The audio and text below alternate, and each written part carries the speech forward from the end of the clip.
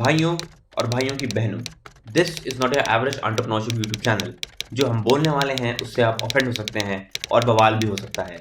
तो आगे बढ़ने से पहले ईयरफोन या हेडफोन लगा लो, वरना फालतू में चार लोगों के बीच में इज्जत का फालूदा हो जाएगा। इस चैनल पर आपको बिजनेस, बकचोदी और ह्यूमर तीनों मिलेंगे। तो अगर बिजनेस का ज्ञान नहीं चाहिए तो बकचोदी और ह्यूमर के लिए ही रुक जाओ।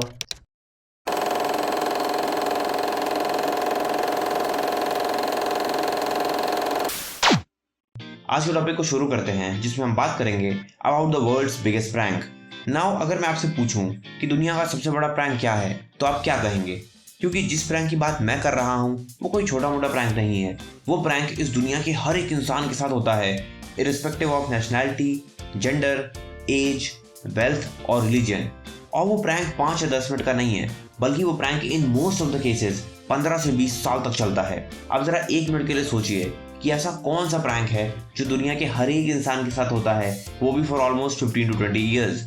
नाउ एक दिन की बात है जब मैं फेसबुक यूज कर रहा था, just like any other normal day, और स्क्रॉल करते करते मैं एक मीम पेज पर आया जिसने एक पोस्ट किया था और उसमें लिखा था कि इससे बड़ा प्रैंक और क्या होगा कि आप लोगों को 20 साल तक पढ़ाओ और फिर उन्हें नौकरी भी ना दो। For a minute I was completely blank, because मुझे कुछ समझ में ही नहीं आया कि मैं क्या बोलूँ।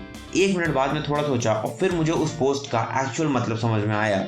अगर आप अपनी टोटल एजुकेशन का टाइम ड्यूरेशन देखें तो उसमें अप्रॉक्सीमेटली 20 साल लगते हैं। 20 साल इतना लंबा वक्त होता है कि बंदा बच्चे से बकचोद बन जाता है। इन 20 सालों में स्कूलिंग के 12 साल होते हैं, ग्रेजुएशन के 3 साल मान लो, और पोस्ट ग्रेजुएशन के 2 साल। टोटल हो गए 17 साल। लेकिन क्योंकि आजकल प्री स्कूल का बड़ा ट्रेंड हो गया है तो उसके भी 3 साल मान लो। प्री स्कूल वाले तो ऐसे गौर में घुसे रहते हैं कि क्या बताएं। वो बंदे वेट ही नहीं करते कि बच्चा 2 साल का हो। जैसे ही बच्चा पैदा होता है वो पेरेंट्स के घर पहुंच जाते हैं। इनका बस चले तो अगर कोई प्रेग्नेंट हो तो भी बोल दें कि मैडम जब हो जाए तो हमारे यहाँ ही भेजना। मुझे तो ये सोच कर ही डर लगता है कि कल को ऐसा ना हो कि बंदा सुहागरात मना रहा हो और ये बेडरूम में पहुंच जाए और कहें कि बच्चा हमारे पास ही भेजना no matter what. By god, बड़ा डर लगता है इन प्री स्कूल वालों से।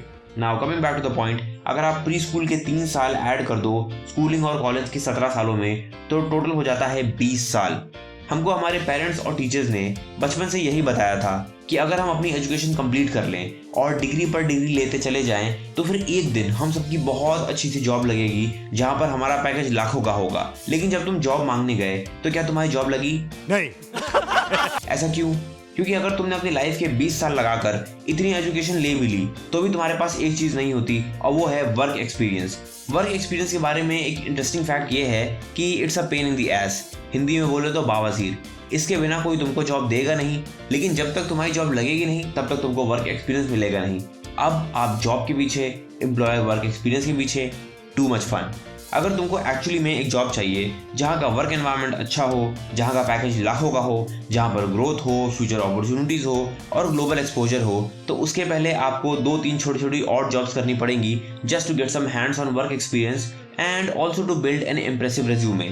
तब जाकर कहीं तुम्हारी कोई अच्छी सी जॉब लगेगी। और तुमको ये पता होना चाहिए कि ये जो छोटी छोटी और जॉब्स होती हैं इनमें ना तो अच्छी सैलरी होती है, ना तो अच्छा वर्क एनवायरनमेंट होता है, ना ग्रोथ, ना फ्यूचर अपॉर्चुनिटीज, और ना ही किसी तरह का कोई एक्सपोजर होता है। लेकिन एक टॉक्सिक वर्क कल्चर जरूर होता है जहां पर आपसे 10 बंदों के बराबर का काम लिया जाता है, लेकिन पैसे कहो आपको एक बंदे के भी ना दे।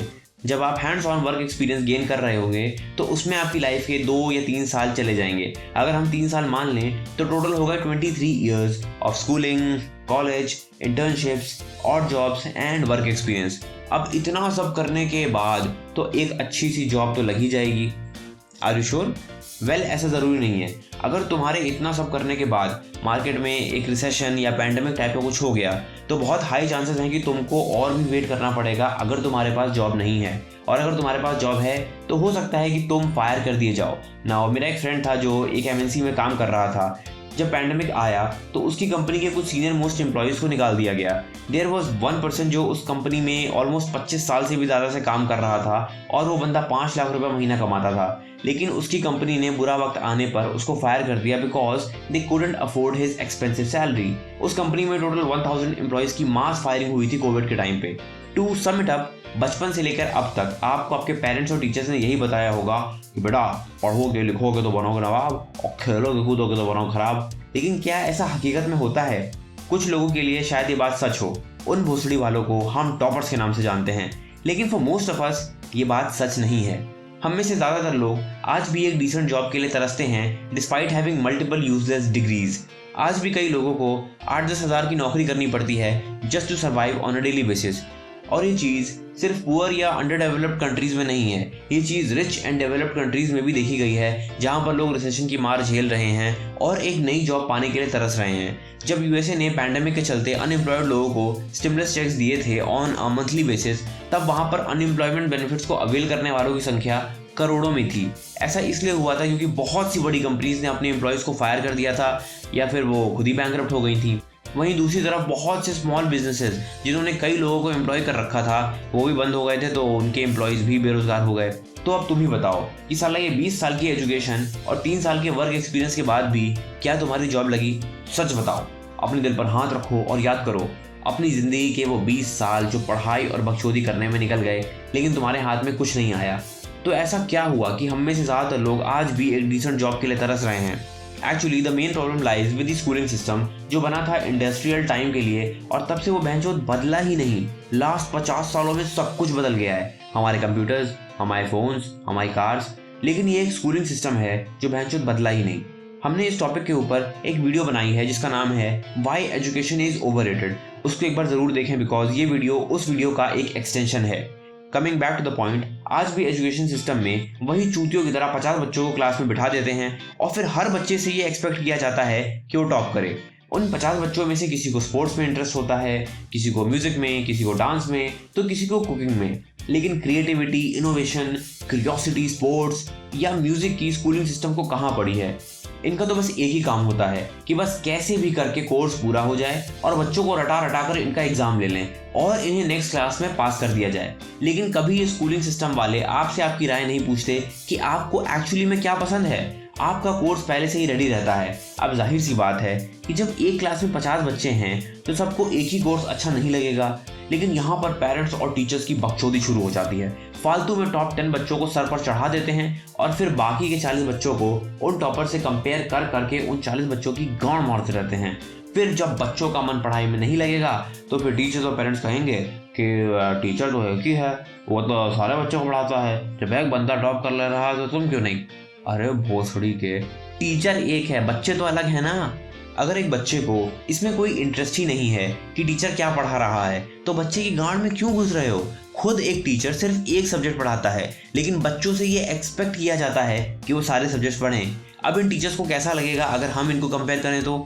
और अगर स्कूल से मन भर गया हो तो ट्यूशन भी जाना पड़ता है, जहाँ पर स्टूडेंट्स का टाइम दोबारा से वेस्ट होता है वही सब फिर से पढ़ने में। मतलब ये सही है बहनचोद, पहले तो पैदा कर दो, फिर स्कूल भेज दो, फिर ट्यूशन भी भेज दो, फिर कह दो कि जॉब करो और कमा कर लाओ, और अगर आप अपोज करो तो घर में बवाल होता है। लेकिन क्या आप कभी सोचते हो कि हम सबके घर में बवाल क्यों होता है और हम सबके पेरेंट्स और टीचर्स हमें 20 साल की एजुकेशन परस्यू करने को क्यों बोलते हैं? इतना सारा बवाल सिर्फ इसलिए होता है ताकि हम पढ़ लिख कर कुछ बन जाएं और आगे चल के हम खूब सारे पैसे कमा सकें, ताकि हमें कभी भी किसी भी चीज़ की कमी ना हो लाइफ में। लेकिन यहाँ पर सवाल उठता है कि क्या पढ़ाई ही सिर्फ एकमात्र ऐसा तरीका है जिससे आप पैसे कमा सकते हो? जो पढ़ना चाहता है उसके लिए तो ये स्कूल, कॉलेज और ये झांटू एजुकेशन सिस्टम बिल्कुल परफेक्ट है, लेकिन जिसको अपनी लाइफ में कुछ ऐसा नहीं करना तो आई थिंक इट्स बेटर कि वो स्कूल से ड्रॉप आउट कर ले और अपनी स्किल्स और टैलेंट्स को इम्प्रूव करने में अपना टाइम दे। स्कूल और कॉलेज में 20 से भी ज़्यादा साल गांड मराई है हम सब ने, और बहनचोद हमें उसका क्या फ़ायदा मिला? लौड़ा मिला भोसड़ी के। भाई अगर 20 साल की कॉस्ट कैलकुलेट की जाए तो ऑलमोस्ट 50 लाख से भी ज़्यादा का खर्चा हो जाएगा अगर आप एक अच्छे स्कूल और कॉलेज में गए थे।